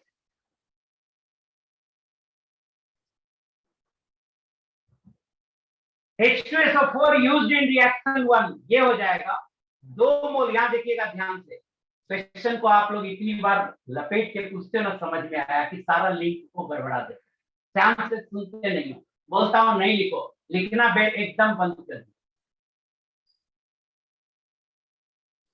अमोनिया है x/17 मोल, 2 मोल अमोनिया के लिए 1 मोल H2SO4 यूज होता है। फिर साक्षी साहू लिख दिया, मैं मना किया था ना साक्षी साहू लिखने से।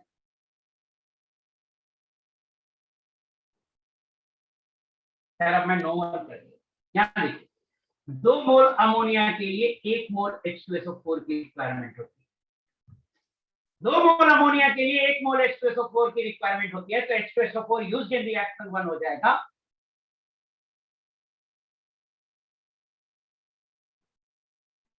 x/17 into 1/2। H2SO4 used in reaction 2, ये कितना हो? रिएक्शन 2 में देखिए 1.2 ग्राम है, 1.2/40 मोल हो जाएगा, 1.2/40 मोल हो जाएगा, 0.03 मोल।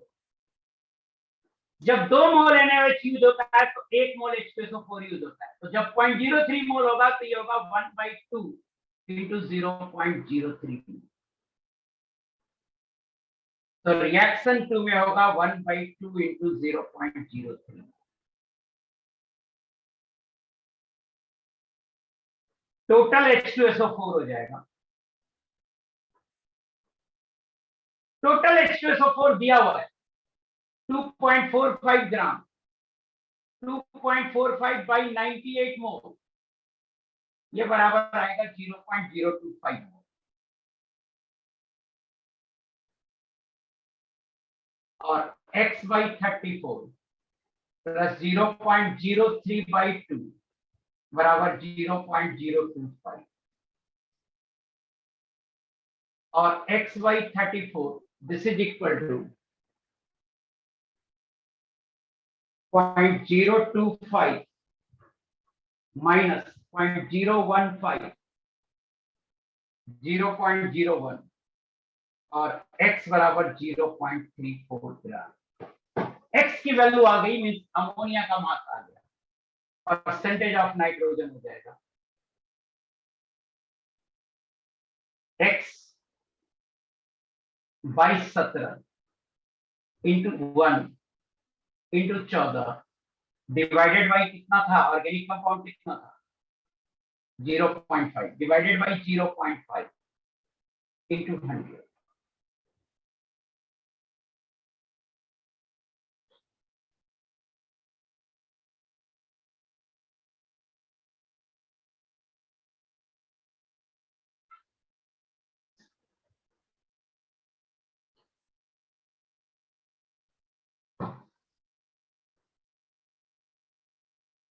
बराबर हो जाएगा 0.34 इंटू 14 अपॉन 70 इंटू 0.5 इंटू 100 और बराबर हो जाएगा 0.34 into 14 divided by 70 divided by 0.5, यह आ जाएगा 56%। यह आ जाएगा 56%। ये आंसर। लास्ट में आप लोग बहुत परेशान कर देते हैं, ये गलत बात है, ये बिल्कुल गलत बात है। एक सिंपल सा सवाल को बनाने के लिए मुझे एक बार तो सबसे बड़ी बात क्या है कि 10 बार क्वेश्चन समझाना पड़ता है, जबकि शुरू से मैं सबसे पहले क्वेश्चन ही समझाता हूँ, बनाना तो मैं बाद में। और साक्षी साहू तुम तो मैसेज करोगे ना, तुमको मैं पीटूंगा गधे कहीं से। थोड़ा रेस्ट लेना होता है, रेस्ट ही लेके तो तुम क्लास कर रहे हो। 3 क्लास रहता है तो क्या हुआ, हम तो 5 क्लास दिन भर में लेते हैं यार। 5-10 मिनट पेशेंस नहीं रखते यार। कोई बात नहीं, नहीं आया समझ में कोई बात नहीं, आप लोग डाउट क्लास में पूछे। नहीं आया समझ में, डाउट क्लास में पूछ लेना, एक बार देख के आओ कि कहाँ पे क्या दिक्कत है। No need of any physical chemistry book. Go through my lecture now.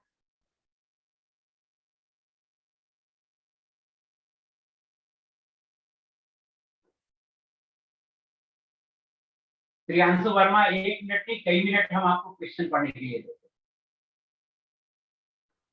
So thank you very much. Last moment पे क्या कर देते यार, क्वेश्चन नहीं समझ में आ रहा है। अरे क्वेश्चन क्या बांग्ला में लिखा होता है जो नहीं समझ में आ रहा।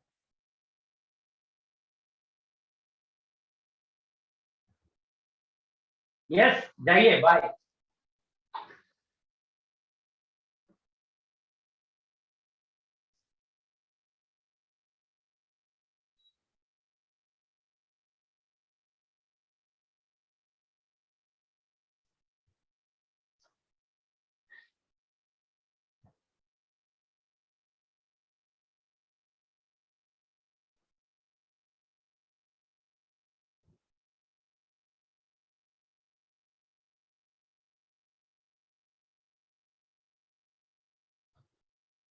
अरे लेंदी क्वेश्चन को ही तो इतना मैं लिख के समझाया था आपको, क्वेश्चन को ही तो इतना मैं लिख के समझाया था आपको। आप बार बार बोल रहे हैं क्वेश्चन नहीं समझ में आ रहा। दिमाग में ये सुनिएगा ही नहीं कि मैंने क्या समझाया, तो आपको कैसे समझ में आया। डाउट क्लास में हमेशा लेता हूँ, 2 में वीक में 2 डाउट क्लास लेता हूँ, वो मैं जूम